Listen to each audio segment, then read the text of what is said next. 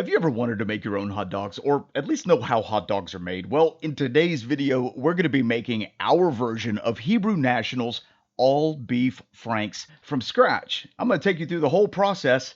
Let's get started. The first thing we want to do is get some beef and some beef fat. You can use any cut of beef when you make hot dogs, and because the beef that I'm using is relatively lean, I'm going to be adding fat to it. I don't want my fat content in this particular project to exceed about 20%. This is what our processed beef is going to look like, and I'm basically just getting this ready for the grinder.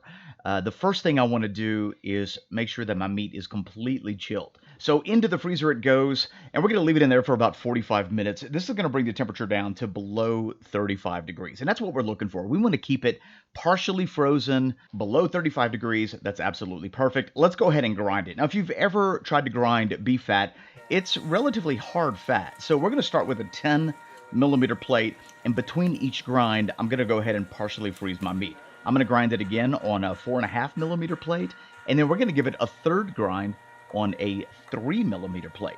And if it's partially frozen each time, your grind is going to come out clean, your fat's not going to be smeared. Each one of those strains of meat is going to be independent like spaghetti. See that? That's exactly what we're looking for.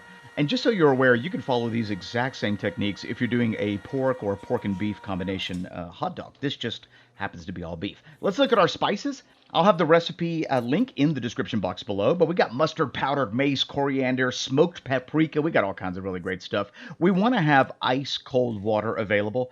Now, technically, a hot dog is an emulsified sausage, and in order to make an emulsified sausage, you really need to have a sharp blade on your food processor. Most people don't have that, so you end up whipping your meat. Too much air goes into it. So I'm going to show you how to make a semi-emulsified hot dog with your KitchenAid stand mixer. And trust me, you're never going to know the difference. It's going to be amazing. So we're going to add our seasonings to our triple ground meat, and we're going to begin to slowly add that ice cold water. That ice cold water is going to do a couple things. It's going to keep the temperature of the meat low, and it's going to help act as a binder for our sausage.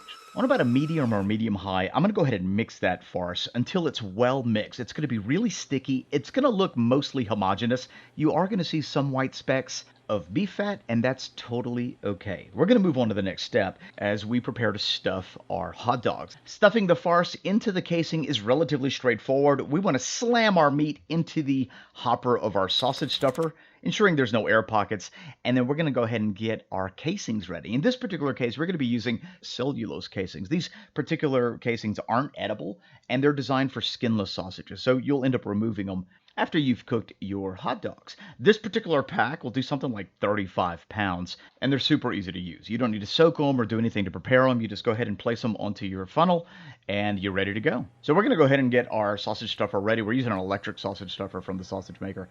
This thing's amazing. I'm turning the speed down to something like a 3 or 2 because I'm using such a small stuffing tube. But as soon as that meat starts coming through, we're just going to apply a little bit of pressure with our thumbs and allow our hot dogs to fill that casing very naturally. I'm not squeezing it too tight.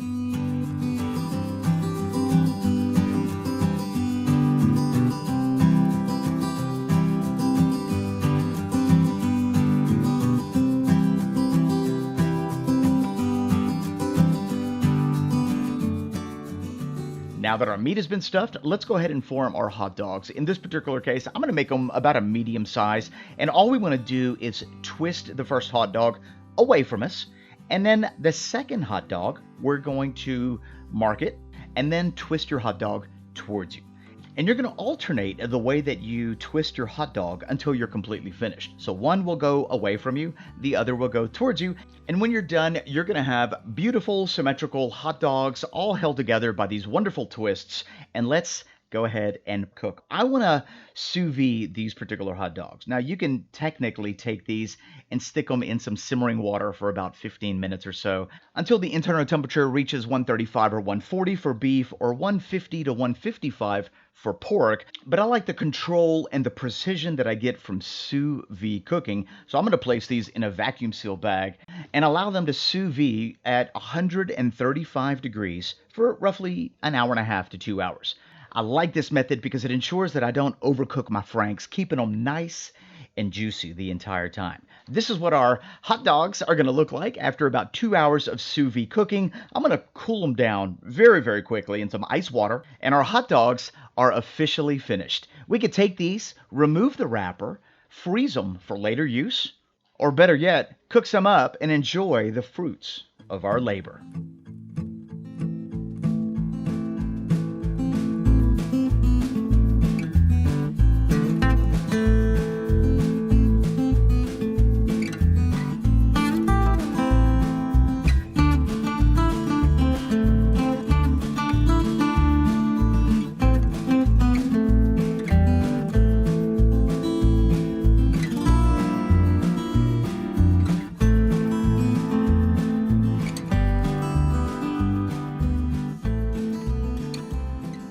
You're not only going to be blown away at the freshness and the flavors that come along with making your own hot dog, but the peace of mind of knowing what's in it. Amazing. Thank you for watching this video.